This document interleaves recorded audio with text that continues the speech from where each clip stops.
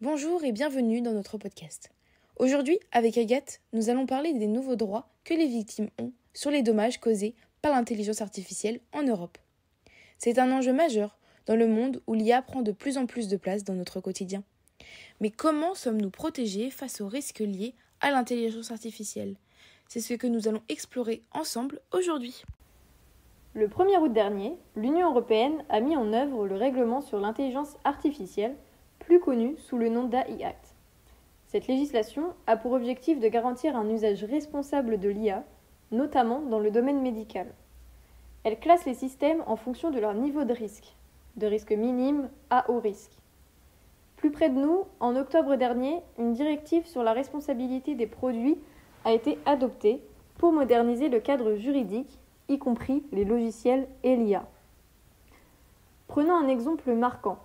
L'accident mortel d'une voiture autonome d'Uber survenu en 2018 en Arizona, aux États-Unis. Imaginez une voiture en test avec une conductrice de sécurité. Une voiture test est un véhicule autonome en phase d'essai. Elle est équipée de technologies pour rouler sans intervention humaine, mais avec un conducteur présent pour surveiller et reprendre le contrôle si nécessaire. La voiture a renversé une femme qui traversait hors des passages piétons, entraînant son décès. Cet accident a soulevé une question clé. Qui est responsable ? L'entreprise, le concepteur du logiciel ou le fabricant des capteurs ? Grâce aux nouvelles lois, les victimes peuvent désormais accéder aux informations des entreprises et bénéficier d'une présomption de causalité. La présomption de causalité suppose un lien de cause à effet probable entre deux faits, faute de preuves contraires.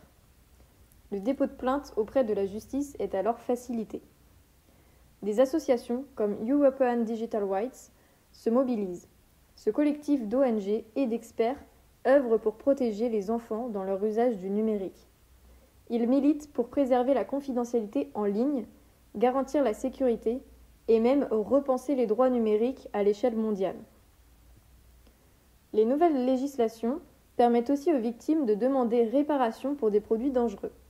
Des lois comme le RGPD protègent également les données et facilitent l'accès aux preuves en cas de problème. Pour rappel, le RGPD encadre le traitement des données dans toute l'Union européenne. Ces lois simplifient l'accès des victimes aux preuves et obligent les responsables à fournir des informations précises, ce qui aide les victimes à constituer leur dossier. L'expert Ketan Ramakrishnan de la RAND Corporation, institut de recherche américain, souligne que les développeurs d'IA risquent d'être tenus responsables s'ils ignorent les mesures de sécurité. Ce cadre juridique est crucial pour les victimes qui disposent désormais de recours légaux. Par exemple, aux USA, le cadre juridique par rapport à l'IA est très flou. Les États-Unis n'ont encore pas adopté de cadre spécifique pour réguler l'IA.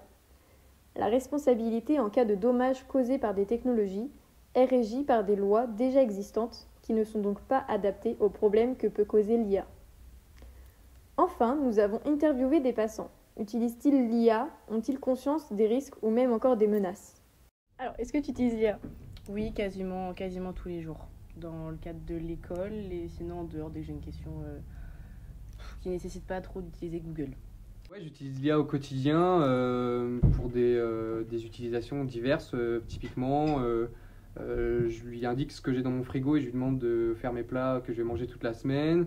Lorsque j'ai un problème sur ma voiture avec un voyant ou un truc, je lui demande à quoi ça correspond. Enfin, vraiment des trucs du quotidien pour en fait me simplifier la vie et voilà. Mais est-ce que tu as conscience des risques que ça encourt l'utilisation de ChatGPT ou même des IA ? Plus ou moins, le principal risque que je vois, c'est par rapport aux fausses informations, parce qu'il faut toujours aller vérifier. On est beaucoup sensibilisés là-dessus et on fait attention, on se donne des limites à l'utilisation de l'IA. Ben ouais, parce que ça fait peur, ça évolue tellement vite qu'on se dit que c'est bluffant d'arriver à avoir de tels résultats.